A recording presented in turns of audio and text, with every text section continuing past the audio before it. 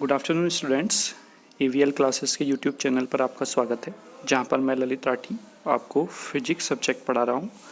तो जैसे कि हमारा AKTU का सिलेबस ओवरऑल सारा कंप्लीट हो चुका है, ठीक है।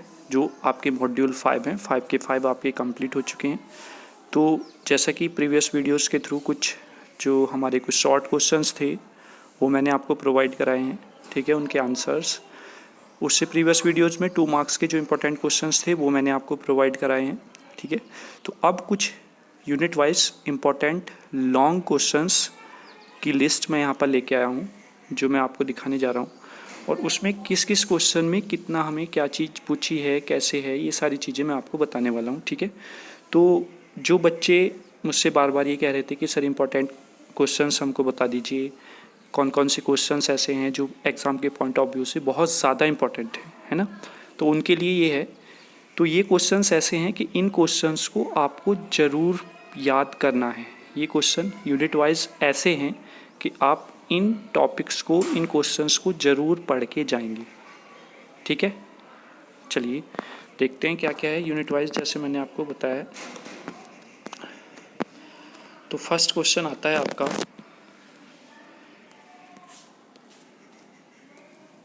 यूनिट फर्स्ट का, जो है हमारी relativistic mechanics. What do you mean by the length contraction, drive it. सबसे इम्पॉर्टेंट टॉपिक है फर्स्ट यूनिट का लेंथ कॉन्ट्रैक्शन। इससे बेस्ड आपको एक क्वेश्चन 100% मिलना ही मिलना है एग्जाम में, ठीक है। तो इसे छोड़ के नहीं जाना है। तो यहाँ पर पहले उसने पूछा है कि लेंथ कॉन्ट्रैक्शन क्या होती है, तो उसको लिखना है थ्योरी के उससे पॉइंट ऑफ व्यू से इसको एक्सप्लेन करना है। देन आपको ड्राइव करना है इसका डेरिवेशन, ठीक है। चलिए नेक्स्ट क्वेश्चन देखते हैं, जो यहाँ पर फर्स्ट यूनिट से इम्पॉर्टेंट बनता है। Deduce and discuss Einstein mass energy relation. Einstein का mass energy relation E = mc का स्क्वायर, ये आपको ड्राइव करना है पूरा डेरिवेशन, ठीक है। चलिए नेक्स्ट देखते हैं। थर्ड इंपॉर्टेंट क्वेश्चन क्या है, what do you mean by time dilation, drive it. तो जैसे आपका लेंथ कॉन्ट्रैक्शन है, वैसे ही सेम एज इट इज़ आपका टाइम डायलेशन इतना ही इंपॉर्टेंट टॉपिक बन जाता है फ्रॉम रिलेटिविस्टिक मैकेनिक्स। और वही है, फिर इसको ड्राइव भी करना है हमें, यानी कि इसका जो रिलेशन आता है, इसका जो डेरिवेशन से फॉर्मूला फाइनली निकल के आता है, वो हमें यहाँ पर फाइंड आउट करना है, ठीक है। चलिए आगे देखते हैं। Deduce the relativistic velocity addition theorem so that it is consistent with Einstein second postulate. यानी कि इसमें हमें रिलेटिविस्टिक वेलोसिटी एडिशन थ्योरम जो है उसको ड्राइव करना है, उसको क्या कहते हैं, प्रूफ करके दिखाना है रिलेटिविस्टिक वेलोसिटी एडिशन थ्योरम को। और फिर हमें वहाँ से ये बताना है कि आइंस्टीन के सेकेंड पोस्टुलेट के साथ रिलेटिविस्टिक वेलोसिटी एडिशन थ्योरम कैसे रिलेट करती है, या सिंपल कैसे वो उसके साथ कंसिस्टेंट है, ठीक है। तो वहाँ पर आपको ये बताना है, क्योंकि मैंने वहाँ पर आपको 2 या 3 केसेस बताए हैं जिसकी हेल्प से हम सेकेंड पोस्टुलेट को बता सकते हैं, ठीक है। चलिए आगे देखते हैं। And last one question is from first, explain and derive Lorentz transformation equation, ठीक है। कि लॉरेंटस ट्रांसफॉर्मेशन इक्वेशन क्या है, इसे आप एक्सप्लेन कीजिए और ड्राइव करिए इनकी इक्वेशंस को, ठीक है। जैसा मैंने आपको बताया था कि गैलीलियन ट्रांसफॉर्मेशन फेल हो चुका था, उस फेल होने हुए गैलीलियन ट्रांसफॉर्मेशन से आगे रिलेटिविस्टिक मैकेनिज्म को स्टडी करने के लिए एक नई थ्योरी की रिक्वायरमेंट थी, जिसको लॉरेंटस ट्रांसफॉर्मेशन ने सॉल्व आउट किया, ठीक है। तो ये आपके 5 क्वेश्चंस इंपॉर्टेंट हैं from unit first. In 5 topics को तो आपको छोड़ना ही नहीं है, ये तो आपको हर पोजीशन में, हर कंडीशन में याद करनी ही करनी, ठीक है। चलिए आगे आते हैं। Second unit, electromagnetic field theory. ये आपको इसके सारे टॉपिक यूनिट वाइज के में जितने भी हैं, सारे टॉपिक्स प्लेलिस्ट में अवेलेबल हैं, ठीक है। टॉपिक वाइज सारी वीडियोस बनी हुई हैं, अगर आपको ने नहीं देखी हैं तो वो जाकर वहाँ पर देख सकते हैं। और जो यूनिट फर्स्ट थी उसके भी मैंने सारे टॉपिक्स करा दिए हैं, बस लास्ट टॉपिक बचा हुआ है mass energy equivalence, I think, जहाँ तक मुझे ध्यान है, ठीक है। वो भी मैं कोशिश करूँगा, जैसे ही मुझे टाइम मिलता है मैं उसको भी आपको कराने की कोशिश करेंगे, ठीक है। नेक्स्ट आते हैं यूनिट सेकंड का। फर्स्ट क्वेश्चन है important, deduce 4 Maxwell equations in free space. Free space में मैक्सवेल की चारों इक्वेशंस को ड्राइव करना है। ठीक है, आगे आते explain the concept of displacement current and show how it lead to modification of Ampere's law. ठीक है, कॉन्सेप्ट बताना है डिस्प्लेसमेंट करंट का। ठीक है, और हमें ये बताना है कि मैक्सवेल की जो इक्वेशन है उसने कैसे बताया कि एम्पेयर्स लॉ में मॉडिफिकेशन जरूरी है। वो किसकी हेल्प से ज़रूरी था? डिस्प्लेसमेंट करंट की। तो इसीलिए यहाँ पर डिस्प्लेसमेंट करंट पूछा है, पहले उसका कॉन्सेप्ट पूछा है, फिर उसने बताया कि एम्पेयर्स लॉ में क्यों मॉडिफिकेशन की रिक्वायरमेंट पड़ी। ठीक है, तो ये एक इम्पॉर्टेंट क्वेश्चन है एग्ज़ाम के पॉइंट ऑफ व्यू से। तो ये आपको किसी भी कंडीशन में नहीं छोड़ के जाना है, इसको तो आपको लर्न करना ही करना है। ठीक है, आगे आते हैं state and deduce Poynting theorem for the flow of energy in EM field. हमें क्या करना है? पॉइंटिंग थ्योरम को का स्टेटमेंट देना है और उसका डेरिवेशन करना है जो आपका बताती है flow of energy in electromagnetic field.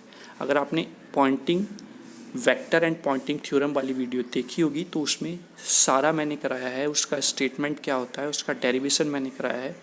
Poynting theorem mainly आपको ये बताती है कि जब आपकी इलेक्ट्रोमैग्नेटिक वेव ट्रेवल करती है या ट्रांसफ़र होती है from one point two the another point, तो वो कुछ एनर्जी का ट्रांसफ़र करती है एक पॉइंट से दूसरे पॉइंट में, जिसमें इलेक्ट्रिक और मैग्नेटिक दोनों क्या होते हैं? टर्म्स होती हैं।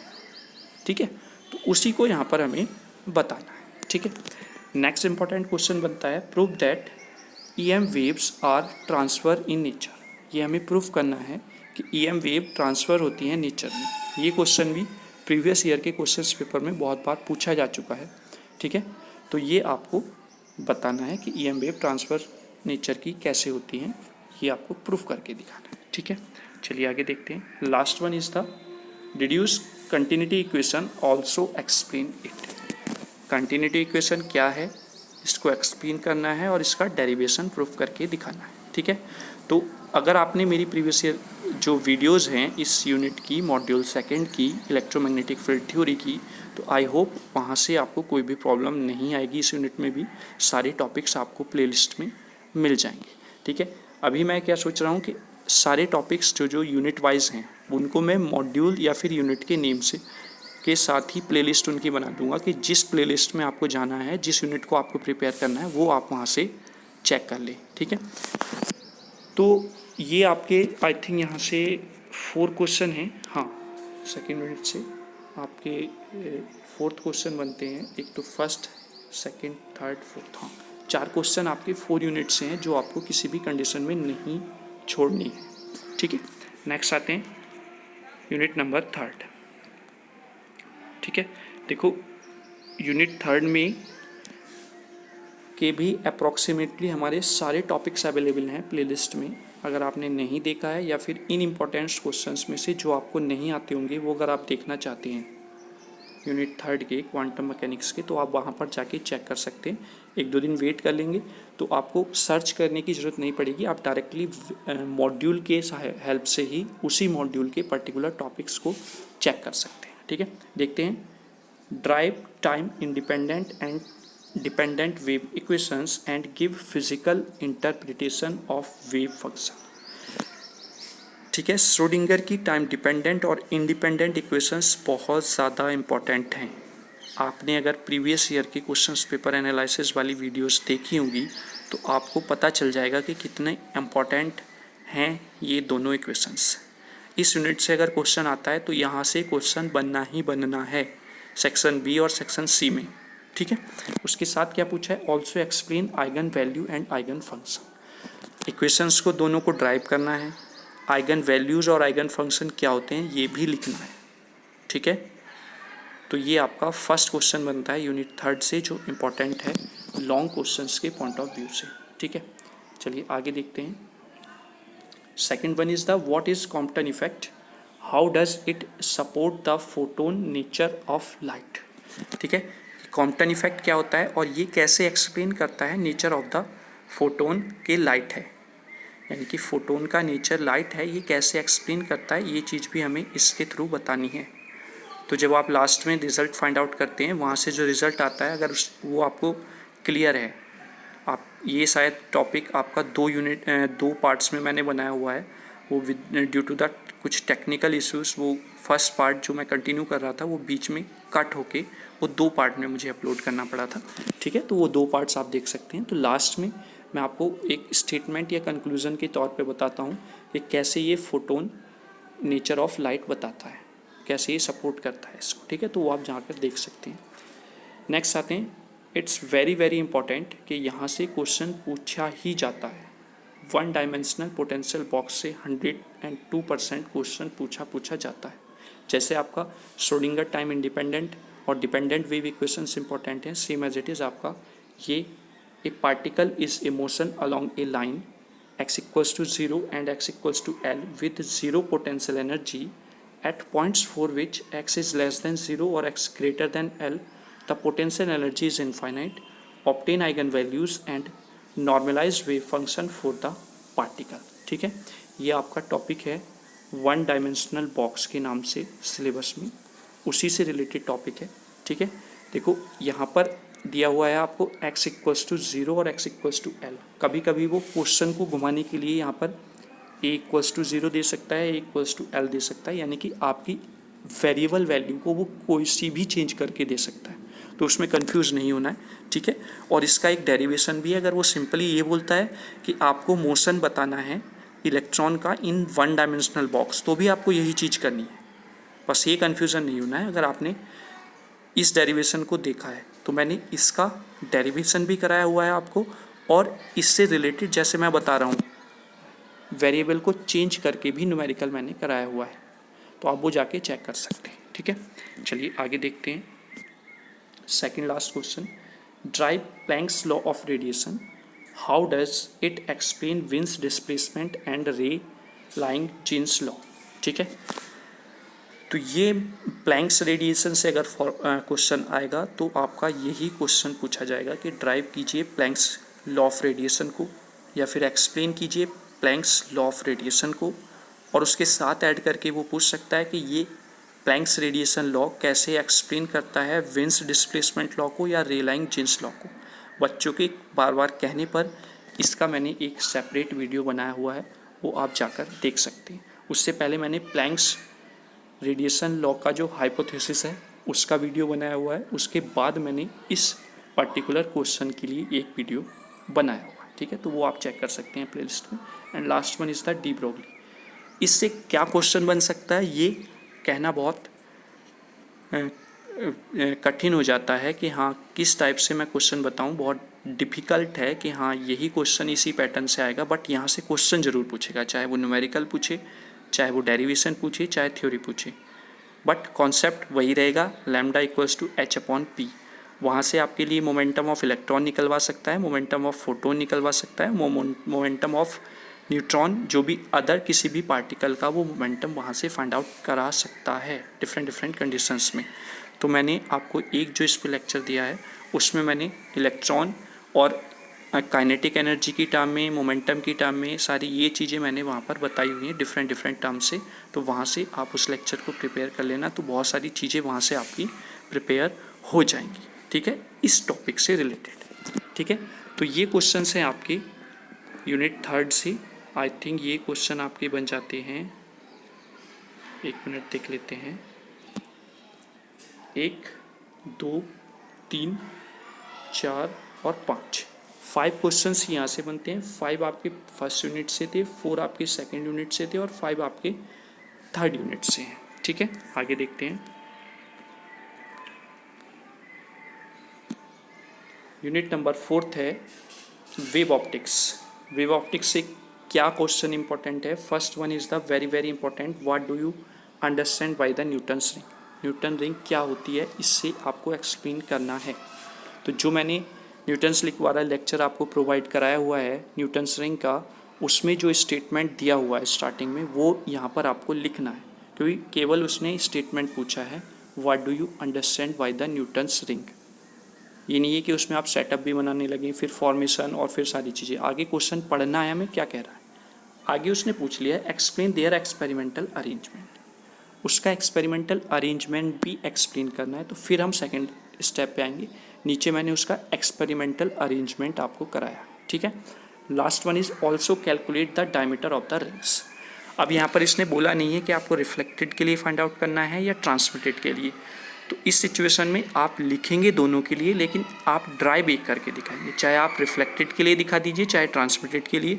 फिर सिमिलरली आप कुछ टर्म्स एंड कंडीशंस लिख के जो चेंज हो जाती हैं, जिसके अकॉर्डिंग रिजल्ट चेंज होता है, उसके अकॉर्डिंग आप डायरेक्टली डायमीटर्स ऑफ रिंग लिख सकते हैं, ब्राइट और डार्क, ठीक है।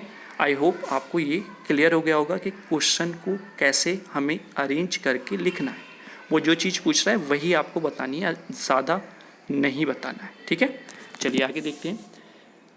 Second one is very very important topic. ये आपने प्रीवियस ईयर के क्वेश्चंस पेपर के एनालिसिस अगर आपने देखे होंगे तो आपको खुद ही पता चल जाएगा कि ये जो क्वेश्चंस मैंने आपको बताए हैं ये आपको कहीं ना कहीं प्रीवियस ईयर के 4 क्वेश्चंस की जो वीडियो बनी है उसमें हर वीडियो में अवेलेबल होंगे, ठीक है।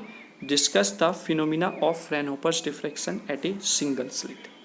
सिंगल स्लिट फ्रेनहोफर्स डिफ्रैक्शन को डिस्कस करना है, क्या फिनोमिना है। फिर आगे देखते हैं, also show that the relative intensity of successive maximas are nearly. अब यहाँ पर ये जो 1 है ये इंडिकेट कर रहा है प्रिंसिपल मैक्सिमा के लिए, उसने केवल मैक्सिमा पूछा है यहाँ पर, ठीक है, प्रिंसिपल मैक्सिमा के लिए, ठीक। Second one is secondary principal maxima, third principal maxima, fourth secondary principal maxima, है ना। या फिर सिंपल मैं बोलूँ, this is principal maxima, first secondary maxima, second secondary maxima, third secondary maxima. उन सब की इंटेंसिटी का डिस्ट्रीब्यूशन इस टाइप से आएगा, ये हमें प्रूफ करके दिखाना है, ठीक है। बच्चों के कहने पर मैंने सिंगल स्लिट का भी लेक्चर अपलोड किया हुआ है, ठीक है, तो आप वो प्लेलिस्ट में जाकर चेक कर सकते हैं। नेक्स्ट आते हैं, what do you understand by the grating, explain its spectra, what particular spectra would be absent if the width of the transparencies and opacities of the grating are equal. यहाँ पर क्या है, grating क्या है वो चीज़ हमें बतानी है। ग्रेटिंग मतलब जो एन स्लिट है हमारे लिए, ठीक है, उसी को ग्रेटिंग बोला जाता है। और एक्सप्लेन करना है इसका स्पेक्ट्रम, कि कैसे हमें से इसका स्पेक्ट्रम मिलता है और उस स्पेक्ट्रम में कौन कौन से स्पेक्ट्रम्स आपके क्या होते हैं, एब्सेंट हो जाते हैं। एब्सेंट मतलब क्यों, क्योंकि आपके पास n नंबर ऑफ स्लिट्स होती हैं। अगर आपने नोट्स के थ्रू पढ़ा होगा या फिर आपने अगर एन स्लिट डिफ्रैक्शन पैटर्न पढ़ा है, तो जब ये n नंबर ऑफ स्लिट्स हैं हमारे पास और एक ही स्क्रीन पर हर स्लिट से क्या जाएगी, लाइट पहुंचेगी, है ना, तो कंडीशंस बन जाती हैं कि कहीं पे किसी का प्रिंसिपल मैक्सिमा आ रहा है तो कहीं पे किसी का सेकेंडरी मैक्सिमा आएगा, कहीं पे किसी का मिनिमा आएगा, तो वहाँ से कुछ स्पेक्ट्रम मैक्सिमाज वाले क्या हो जाते हैं, एब्सेंट हो जाते हैं।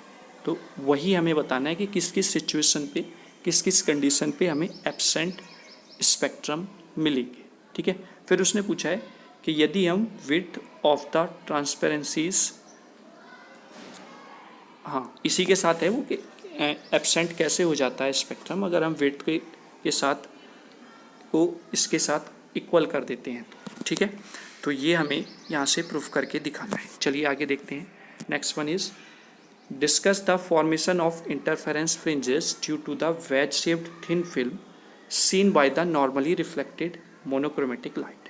हमें डिस्कस करना है formation of interference due to the wedge shaped thin film, ठीक है, और फिर हमें बताना है for the reflected monochromatic light, केवल रिफ्लेक्टेड के लिए, है ना, and obtain an expression for the fringe width.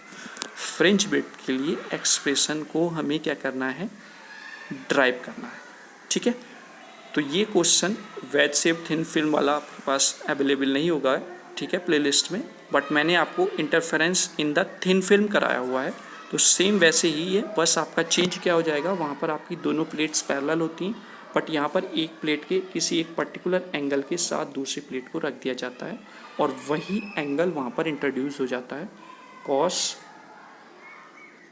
Are plus theta के साथ, ऐसे, ठीक है। यानी कि पहले कॉस आर आता था हमारे पास, अब क्या हो गया, कॉस आर प्लस थीटा हो जाएगा जिस एंगल पे हमारी ये प्लेट्स रखी होंगी एक दूसरे से। तो ये चीज़ आपको करके दिखानी है, ठीक है।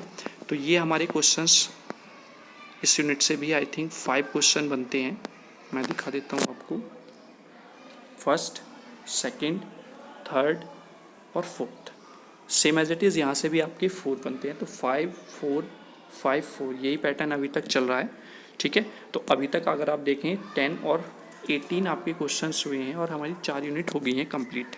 अगर हम टॉपिक वाइज देखते हैं तो टॉपिक बहुत सारे हैं, जिसमें से अभी हमने कुछ टॉपिक्स नहीं भी लिए हैं।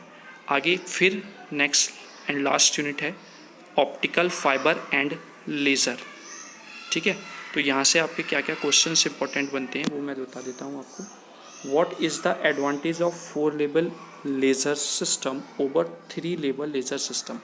अब यहाँ पर 4 लेवल लेज़र सिस्टम बताना है, ना कि आप कभी 4 लेवल लेज़र को आप हीलियम नियॉन लेज़र को एक्सप्लेन कर दो और कंपेयर कर दो उसको 3 लेवल लेज़र यानी कि रूबी लेज़र के साथ। नहीं, वो जब पूछेगा तो वो वहाँ पर उससे डायरेक्टली क्वेश्चन पूछेगा कि रूबी लेज़र या हीलियम लेज़र आपको कौन सा एक्सप्लेन करके दिखाना है। ठीक है, फिर आगे देखते हैं इसी क्वेश्चन में, describe the construction and working of the Ruby laser. Ruby laser की कंस्ट्रक्शन एंड वर्किंग दोनों यहाँ पर बतानी है। उससे पहले आपको एडवांटेजेस बतानी है 4 लेवल लेज़र सिस्टम की over the 3 level laser system. ठीक है, ये अभी आपको प्लेलिस्ट में अवेलेबल है, कंपैरिजन इनका, और कंपैरिजन के साथ साथ आपका रूबी लेज़र क्या है वो भी मैंने आपको वहाँ पर बताया हुआ है। चलिए आगे देखते हैं next question, what do you mean by an optical fibre and discuss it's classification. Optical fibre क्या होता है, उसकी क्लासिफिकेशन क्या है, ये हमें डिस्कस करना है।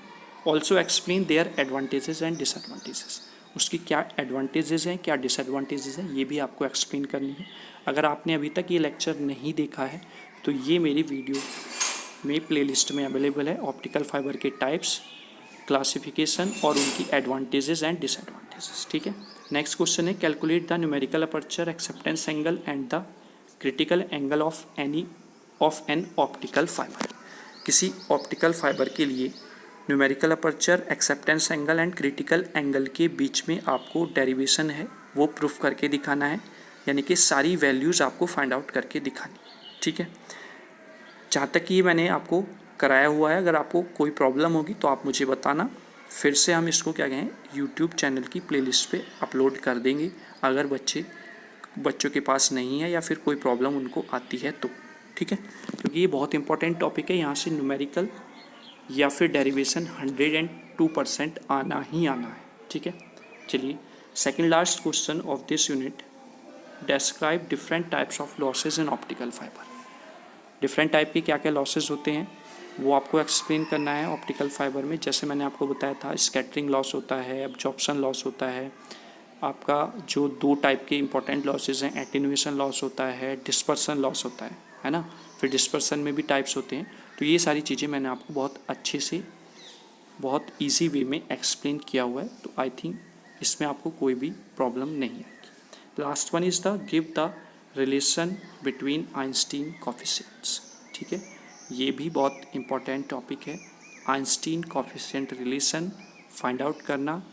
ठीक है, क्लियर, ये आपका लेज़र से पार्ट बन जाता है। जैसे हम लेज़र पढ़ना स्टार्ट करते हैं तो आइंस्टीन ने लेज़र के जो एमिशंस थे 2 टाइप के, उससे पहले स्पॉन्टेनियस और स्टिमुलेटेड, उनको डिफाइन करने के लिए यहाँ पर एक रिलेशन बताया था, उसी को हम बोलते हैं आइंस्टीन कोफिशिएंट का रिलेशन। ठीक है, तो चलिए बच्चों, ये कुछ इम्पॉर्टेंट क्वेश्चंस थे मेरी तरफ से। ठीक है, वैसे तो पूरा सिलेबस ही इम्पॉर्टेंट होता है, बट कुछ बच्चों के कहने की वजह से मुझे ये अवेलेबल करानी पड़ी।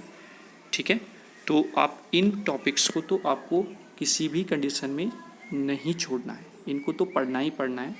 5 4 5 4 5 ये रेशो हमारा बना है, यानी कि फर्स्ट यूनिट से 5 क्वेश्चन है, सेकंड से 4 हैं, थर्ड से 5 हैं, फोर्थ से 4 हैं और फिफ्थ से 5 इंपॉर्टेंट क्वेश्चंस हैं।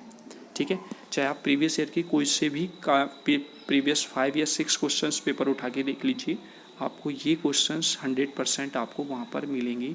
इसीलिए मैं आपसे बार बार बोल रहा हूँ, ये क्वेश्चन बहुत इंपॉर्टेंट है, इनको आपको लर्न करना ही करना है। ठीक है, किसी भी टॉपिक में कहीं पे भी दिक्कत आती है, यूट्यूब के प्लेलिस्ट में जाइए, जो टॉपिक वहाँ पर हैं वो वहाँ से पढ़िए। अगर जो टॉपिक वहाँ पर नहीं है उसमें आपको कोई प्रॉब्लम आ रही है तो आप मुझे पर्सनली व्हाट्सएप मैसेज करके बताना है, और फिर मैं उसकी वीडियो भी आपको अवेलेबल करा दूँगा। ठीक है, चलिए बच्चा पार्टी, ये आपके लिए कुछ बच्चों के कहने पर कि सर इम्पोर्टेंट क्वेश्चंस बता दीजिए, वो मैंने आपको लिस्ट प्रोवाइड करा दी है, तो आप इसको देखिए और फिर यूनिट वाइज आप पढ़ना स्टार्ट कीजिए। कि फर्स्ट यूनिट से टारगेट बनाइए कि हमें एटलीस्ट 1 या 2 क्वेश्चंस पर डे करने ही करने हैं। तो आई थिंक 2 या 3 दिन में आपकी एक एक यूनिट सेपरेटली होती चली जाएगी, उसमें कोई प्रॉब्लम आपको नहीं आएगी। ठीक है, चलिए, कोई भी प्रॉब्लम होती है तो उसके लिए अवेलेबल हैं हम, किसी भी टाइम आप पूछ सकते हैं, कॉल करके, व्हाट्सएप पे मैसेज करके, या फिर कमेंट बॉक्स में आप कमेंट कर सकते हैं। ठीक है, चलिए, थैंक यू बच्चों।